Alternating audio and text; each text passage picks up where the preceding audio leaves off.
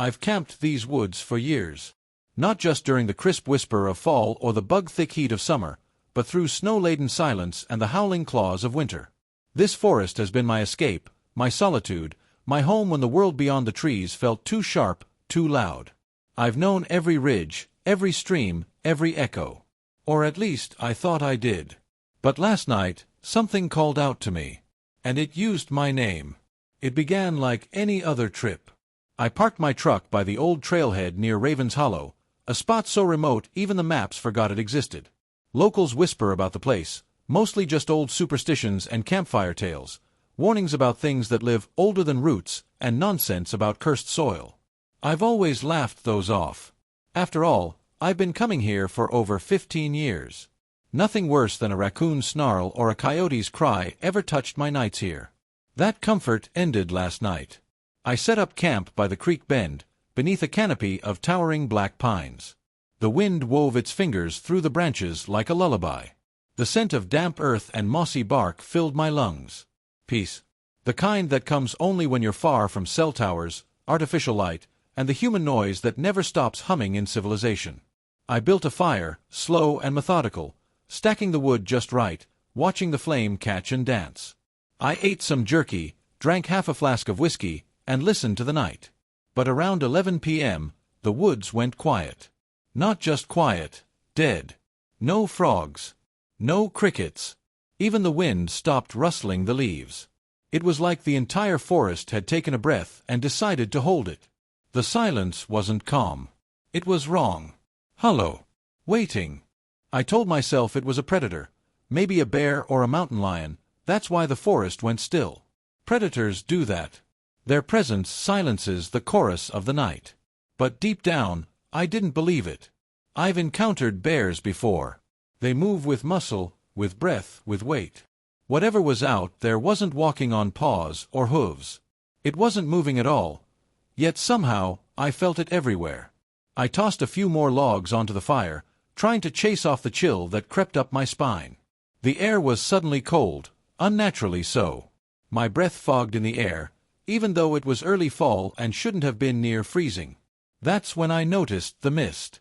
It was rolling in from the trees, thick, slow, clinging to the forest floor like it was alive. It didn't drift like normal fog. It curled, twisted, hung in the air like it was thinking. I stood, shining my flashlight into it, but the beam barely cut through. The light just stopped, swallowed whole. And then I heard it. Faint. So faint I thought I imagined it. But it was there. Daniel. My name. Spoken in a dry, whispering voice that sounded more like the wind rustling dead leaves. I froze. My flashlight trembled in my hand. It must have come from the trees behind me, but no one was there. No footsteps. No crackling branches. Just the fire popping and my own rapid heartbeat thudding against my chest. I scanned the woods, calling out, trying to be logical. Hello? Who's out there? This is private land. No answer. The fog thickened. Then I heard it again, this time clearer. Closer. Daniel. It wasn't possible. No one knew I was here. I hadn't told anyone. This trip was mine alone, just like it had always been. I backed toward the fire, the only warmth in that dead silence. Every survival instinct screamed at me to get in the truck and leave, but something stronger rooted me in place. A strange pull. A compulsion. I couldn't explain it, but I had to know what had spoken my name. I had to understand. I stayed up all night, sitting by the fire with a rifle in my lap and a headlamp strapped to my forehead. But nothing else happened. No more whispers. No footsteps. The mist eventually slithered back into the woods around dawn, dissolving like it had never existed. I thought maybe I'd hallucinated the whole thing, too much whiskey and the isolation messing with my mind. But when I got up and walked the perimeter of my camp, I found something that made my blood run cold. Footprints.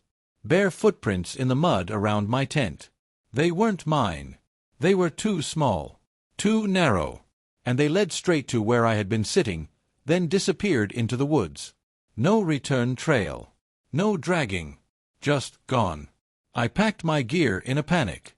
My hands trembled with every knot I tied. But as I rolled up the last of my sleeping bag, I saw something scratched into the bark of the pine tree right next to where I had slept. A word. Just one.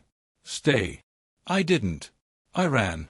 I ran all the way to the truck, peeled out down the trail, and didn't stop until I reached town. But even now, hours later, safe in my cabin miles away from the forest, I can still hear it in my head. That whisper. My name. I've camped those woods for years. I've slept under their branches, swam in their streams, felt their peace wrap around me like a blanket. But now, they feel like something else. Like they've been watching. Waiting. And last night, they finally spoke. What if it wasn't warning me? What if it was welcoming me back? What if leaving was the mistake? Because when I got home, something was wrong. The air in the cabin felt stale. Like no one had been inside for weeks, even though I'd left just 2 days ago. Dust-covered surfaces that should have been clean. My food in the fridge had gone bad. Rotten. Maggot-filled. And then I saw the photo. A framed picture on the shelf. A photo of me on one of my early camping trips. Me, grinning in front of the river with my fishing rod, a flannel shirt, and a muddy hat. Only something was different. In the background, standing in the trees, was a figure. Barefoot. Gray-skinned. And staring right at me. I swear to God it wasn't there before. I didn't sleep that night. Not even with every light on and a loaded shotgun across my lap. I kept staring at the photo. At that thing, asterisk asterisk that figure asterisk asterisk, in the trees behind me. It wasn't a shadow or a trick of the light. It had depth. Form. Its eyes, even blurred by the old photo's grain, were unmistakable. Too large. Too dark. Too knowing. And worst of all, familiar. Not in a way I could explain. But like the scent of something from childhood, or the sound of a tune you've heard in a dream. It stirred something buried. A memory that wouldn't rise. I tore the photo up, burned the pieces in the fireplace, and watched the ashes fall like gray snow onto the hearth. But even then, I felt its eyes on me. Not in the picture anymore. From somewhere else. I kept hearing my name. Not aloud, but deep inside my head. Not like a thought, like an echo of something ancient, dragging through my consciousness with sticky, cold fingers. By morning, I made the only decision that made sense to my exhausted, fraying mind. I had to go back. Not because I wanted to, but because I needed answers. If something was following me, I had to confront it. And part of me feared that if I stayed away, it wouldn't wait at the edge of the trees. It would come find me. So I packed again. Rifle. Flashlights. GPS extra batteries. Salt. I don't know why I brought salt. Maybe something I remembered from some story long ago. Folklore. Protection. I was grasping at anything. I returned to Raven's Hollow by noon. The trail looked different. Off. Like the trees were leaning in slightly more than before. Like they had crept forward in my absence. Watching. I made camp again, but not at the creek. I didn't want to go back there just yet. Instead, I chose a ridge slightly east, where I used to hunt elk in the early years. The air was cold again. Too cold. And even though it was midday, the sky had dimmed. Like something was brushing against the sun. I moved through the woods carefully, rifle up, ears straining. The trees were whispering. Not the wind. Not animals. Whispers. I couldn't make out the words, at least, not at first. But they grew louder the deeper I went, like the woods were recognizing me. Welcoming me. Or preparing for something. I stopped near an old tree I remembered, a thick black pine that I once carved my name into 15 years ago, after bagging my first elk. Only, it wasn't just my name there now. The bark was covered in names. Hundreds. Some old and nearly worn away. Others fresh. Too fresh. I scanned them and nearly dropped my flashlight. There was one, carved deeper than the rest. Daniel, with a date beneath it. Tonight. My knees nearly gave out. I staggered back and stared at the bark. Ran my fingers across the letters. It was real. Cold. Sharp. It hadn't been there before. Someone, or something, had put it there after I left. Or it knew I'd come back. That's when I noticed the smell. Rot. Wet decay. Like something long dead had been left to stew in the damp soil. I turned around slowly and froze. There were bones sticking out of the ground. Dozens of them. All around the tree. Human and animal alike, cracked and half-buried. One still had scraps of cloth clinging to it, faded green like a park ranger's uniform. And in the silence, I heard a sound that didn't belong. Laughter. Low. Croaking. Like someone trying to remember how to do it. I didn't wait. I bolted back to camp, tripping over roots, scraping my palms on the sharp pine bark, breath hammering in my chest. But when I reached my tent, it was gone. Gone. No fire. No gear. No sign I had ever been there. Only a ring of stones where the fire should have been. And something in the center. My old flannel shirt. Soaked in something dark and dry. And pinned to it with a twig, like some kind of offering, was a tooth. Human. I dropped to my knees, struggling to breathe. That's when I heard it again. Not in the distance. Right behind me. Daniel. A whisper. Gentle. Soft. But this time, it was followed by something else. A voice I recognized. My own. Calling me. Like I was standing just beyond the trees. Waiting for myself. I couldn't turn around. Not right away. Every instinct screamed that whatever was behind me wasn't just mimicking my voice, it was wearing it.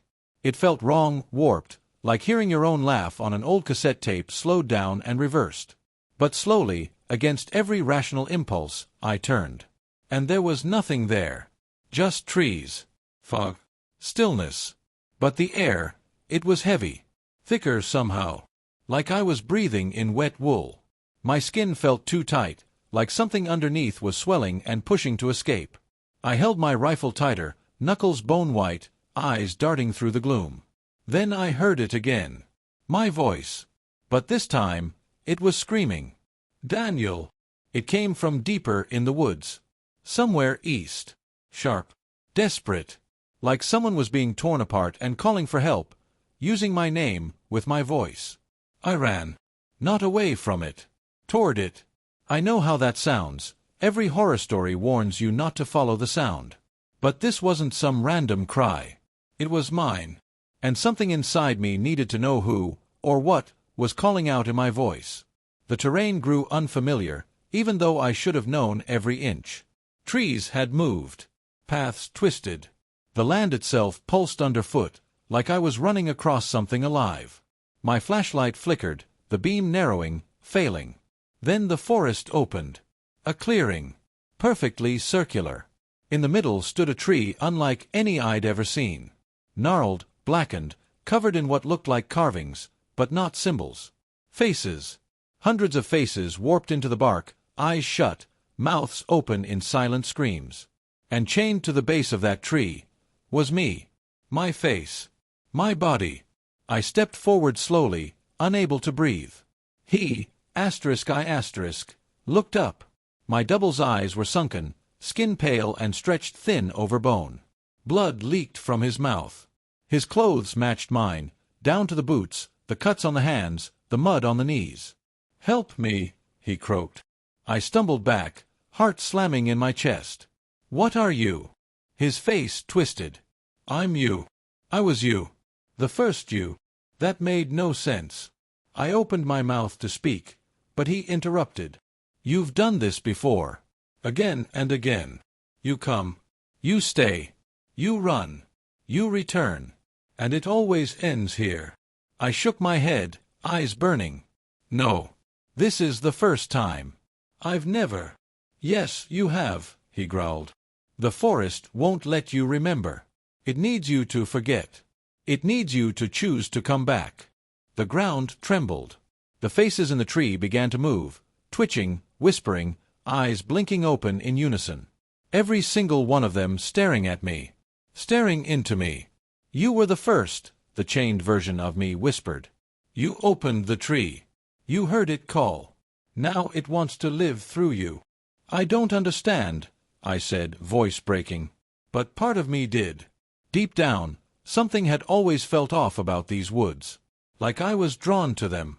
Like they remembered me even when I didn't remember them. He coughed, blood splattering the bark. "Don't listen to it again. Don't answer it." The wind shifted. The tree groaned. And then, from every corner of the forest, hundreds of voices, all whispering the same thing. "Daniel!" The whispers grew louder, more urgent. "Daniel!" I dropped the rifle and ran. Back through the woods, stumbling, crashing through branches, the forest now a blur of shadows and sound. I didn't know where I was anymore. North, south, none of it mattered. I just knew I had to escape that place. That version of me. But I didn't get far. The fog closed in. And then, I wasn't in the forest anymore. I was standing in the clearing again. The same tree. The same circle. Only now, it wasn't just me chained to the trunk. There were others. Dozens of copies. All versions of me. Some screaming. Some dead. Some still whispering. All staring. All trapped. And behind them, rising from the shadows of the tree, something taller than the pines. Skinless. Faceless. A shape made of antlers, bark, bone, and smoke. It had no mouth. But I heard it speak. "You came back." My knees gave out. I fell to the ground, sobbing. "I never left," I whispered. The creature moved toward me, tendrils of shadow curling from its limbs. "You never do." Then everything went black. I woke to the sound of wind. But it wasn't the gentle whisper through the trees that I'd known for years. It was the wind inside me, blowing through hollow places I hadn't known were empty. I opened my eyes to darkness, not night, but something deeper, thicker, a void that pressed against my skin like water. I was underground. No walls, no ceiling, just roots, twisting and pulsing like veins, stretching endlessly in all directions. I tried to move, but my body didn't respond. My arms were bound in earth. My legs swallowed by soil. Roots had pierced my skin, threading into my veins, wrapping around bone. I wasn't just trapped beneath the tree, I was becoming part of it. And then I remembered. All of it. Every cycle. Every return. Every time I'd heard the forest call me, and every time I had answered. Because it didn't just speak my name. It wore it. The forest wasn't alive the way we understand life. It was older. Beyond language. Beyond form. It fed on memory, identity, self. And the more it took from me, the more I wanted to return. Because it left just enough behind, a faint hunger, a whisper of nostalgia, that would always bring me back. It had taken me before. Dozens of times. Hundreds. Each time ending the same way. Me beneath the roots, forgotten, while the forest grew another copy. A new version of me, walking out of the woods believing it had just experienced its first strange encounter. Oblivious to the truth. Until the whispers began again. Until my name echoed once more. And then that version of me would return, and take my place beneath the tree. I wasn't the first Daniel to be buried here. And I wouldn't be the last. I screamed, but no sound came. Only the wind. Moving through me now. A part of me. A part of it. And then I felt the shift. Above me, somewhere far above the soil and roots, he was waking up. The new Daniel. The copy. With my face. My thoughts. My love of these woods. He would camp. He would hear his name. And just like I did, he would return. Because that's how the forest feeds. Not on blood. Not on flesh. But on identity. It waits for us to fall in love with it. To find peace here. So it can take everything. One voice at a time. One name at a time. And now, my voice is part of the chorus. When the next Daniel steps into the clearing, I'll be one of the whispers in the fog. I've camped these woods for years. And now, I am the forest. Forever calling my name. The forest was never just trees and soil. It was a mind. And I was inside it. Not metaphorically, asterisk literally star. My thoughts weren't mine anymore. They echoed back at me, twisted and slower, like someone was listening with me. I tried to scream again, to claw at the roots inside my chest, but my body no longer obeyed commands. It obeyed the forest. But then, something changed. A sudden warmth. A flicker of memory not stolen, asterisk returned star. A moment that didn't belong to the present me, or any of the past versions. It was ancient. I saw a boy. Centuries ago. Pale-skinned, barefoot, standing at the edge of these woods with a rabbit in his hand, offering it to a massive black tree. A voice whispered into his ear, not in words, but in hunger. And he accepted. Just like I had. The same way. That boy was the first. And I was his descendant. It all made sense. This curse was in my bloodline. That's why the forest always called me. Not any other camper. Not any hunter. Just me, over and over. We were its chosen keepers.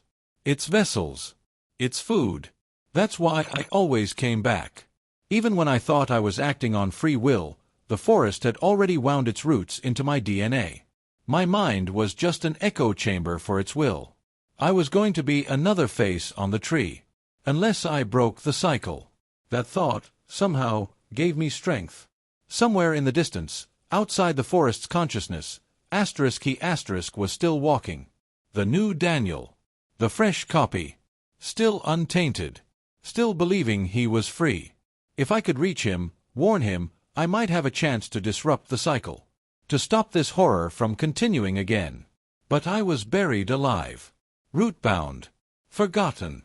And yet, I tried something different. I stopped resisting. I let go. And in that surrender, I moved. Not physically, but deeper. Into the roots. Into the consciousness of the forest itself.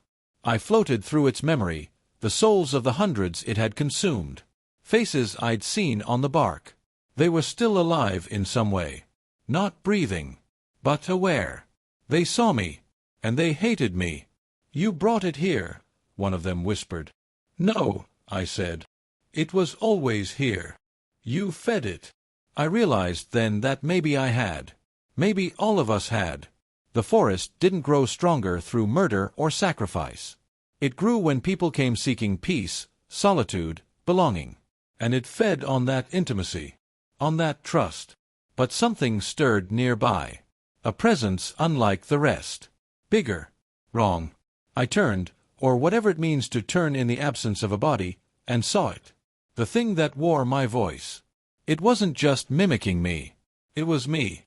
A manifestation grown out of every version of me that had come before, stitched together from memory, voice, bone, and soul. It grinned without lips. You're fighting, it said. Good.